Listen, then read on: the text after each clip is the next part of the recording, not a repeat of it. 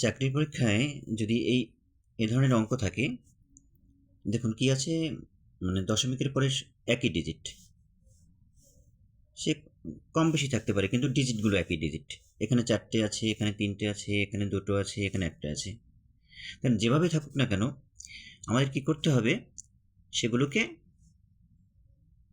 Ascending order সাজিয়ে নিতে হবে, অর্থাৎ ছোটো থেকে বড় হিসাবে সাজিয়ে নিতে হবে।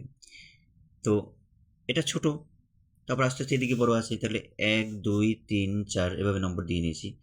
ঠিক আছে, যদি এলোমেলো থাকে তাহলে আপনার সেভাবেই অ্যাসেন্ডিং অর্ডার অর্থাৎ ছোটো থেকে বড় হিসেবে এখানে লিখে নেবেন 1 2 3 4 এভাবে সিরিয়াল নম্বর ফেলে দেবেন।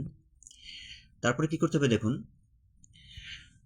এখানে যেমন আমি কি বলছি, ছোট থেকে বড় হিসেবে আমাদের ধরে নিতে হয়েছে 1 2 3 4। তাহলে এখানে কি আছে, এটা 1 নম্বর, তাহলে 3 অক্ষে 3, এখানে দেখুন 3 লিখেছি। এবার আমাদের ডান দিক থেকে আস্তে আস্তে বাদিকে লিখতে লিখতে লিখতে যেতে হবে। ঠিক আছে, 3 অক্ষে 3, এখানে 3 লিখেছি। 3 দুগুণে 6, 3 3 9, 3 4 12।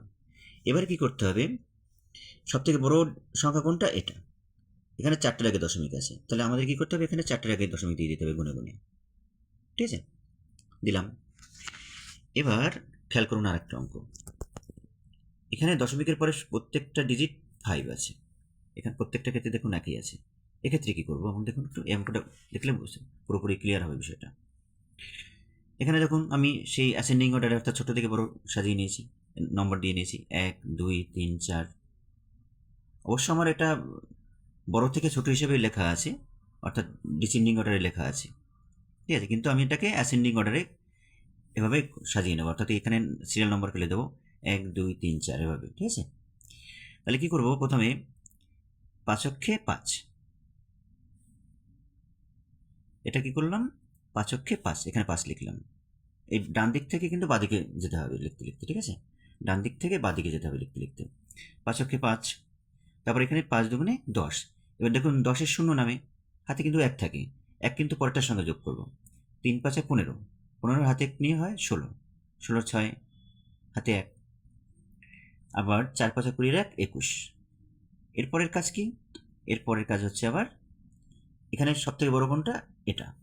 4টের আগে দশমিক আছে, এখানে 4টের আগে দশমিক দিয়ে দিলাম। ওকে, এবার যদি আমরা সাধারণ পদ্ধতিতে করতে যাই, দেখুন এইভাবে যদি করি আমরা, তাহলে অনেকটা সময় নিয়ে নেবে, আমাদের অনেকটা সময় নষ্ট হবে। তা আমরা এভাবে করবো না। দেখুন এখানেও যে উত্তর হয়েছে, যে উত্তর হয়েছে এখানে ঠিক একই উত্তর হয়েছে, কিন্তু দেখুন 2.1605, এটাও কিন্তু সেই 2.1605 হয়েছে। এখানে আমরা অঙ্কটা অনেক সহজে করতে পেরেছি, অনেক কম সময়ের মধ্যে, তাই না?